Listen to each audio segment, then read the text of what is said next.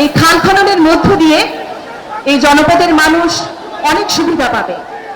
আমাদের দেশ কৃষি প্রধান দেশ, আর তাই কৃষিকাজের জন্য সেচ অত্যন্ত গুরুত্বপূর্ণ। শহীদ প্রেসিডেন্ট জিয়াউর রহমান সর্বপ্রথম খাল খনন কর্মসূচির সূচনা করেছিলেন। তারই ধারাবাহিকতায় 2026 সালে সেই ধারাবাহিকতা অব্যাহত রেখেছেন জনাব তারেক রহমান। আমরা কি করতালির মাধ্যমে আমাদের নেতাকে অভিবাদন জানাই এবং শুভেচ্ছা জানাই। ঠিক সকালে আমাদের অডিয়েন্স যেমন ছিল অনেক এনার্জেটিক,